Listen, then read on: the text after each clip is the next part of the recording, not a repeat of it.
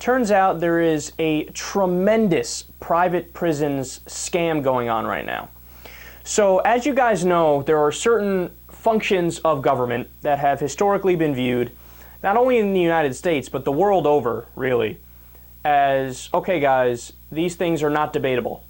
This is not for the for-profit model. This is not for private corporations. This is for what's called the commons, which means it's tax dollars. We all pay into it and we get these services. Now, the things that have been off the table historically, fire department, police department, military, prisons, and a few other things, but those are the main ones. So why are those things off the table? Because we realize there is a perverse incentive if you make it for profit. So the reason why prisons being for profit doesn't work is because if you make prisons and prisoners for profit, then you've set up a system now where you have the owners of the private prisons wanting to make more things illegal so they can make more money by putting more people in jail. It's a very sick system. It's very perverse. It's terrible incentives. So there are two major private prison companies. One of them is called Corrections Corporation of America, and another one is called GEO Group. So Republican politicians Lamar Alexander and Bob Corker of Tennessee, they have received more than $50,000 from these private prison companies. Arizona Republican John McCain has gotten $32,146 from them. Marco Rubio has gotten from the Florida-based GEO Group $27,300 in donations.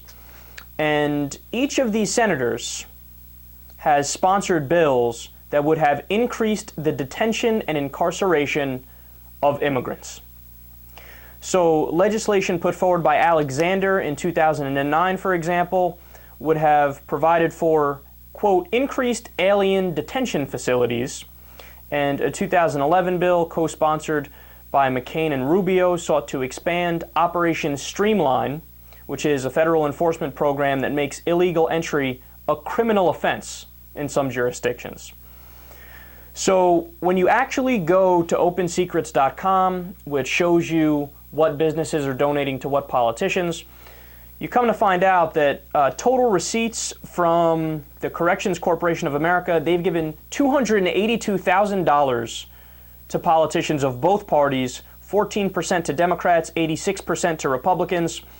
And total receipts for GEO Group, they've given $470,564 to politicians of both parties, 28% Democratic, 72% Republican. So the scariest part of all of this is that the big money recipients from the private prisons, the specific politicians that are getting all the money from them, they are some of the people who are hands-on in crafting the new immigration bill that they've been talking about on the news and that they've been working on now for a while. So you know what that means?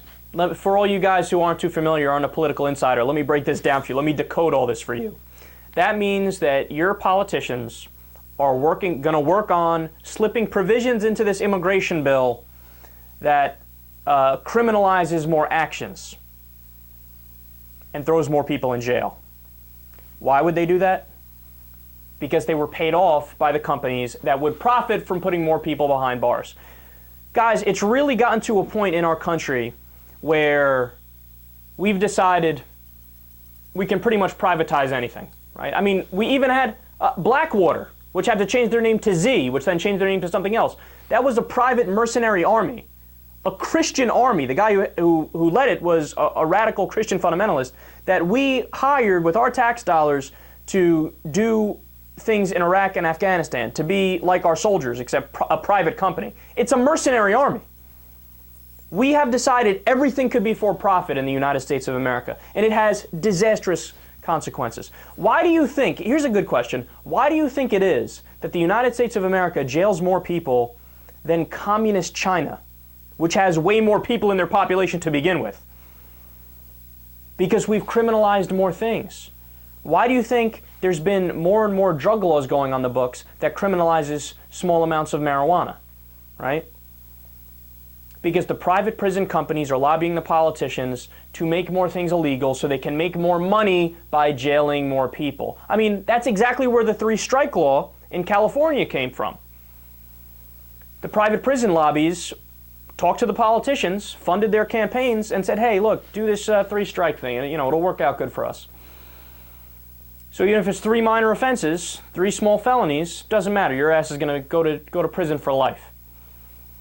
It's sick, man. It's a sick system. And honestly, I haven't heard any stories on the mainstream media. Nothing from CNN. Honestly, nothing even from MSNBC. Obviously not Fox News. Don't make me laugh.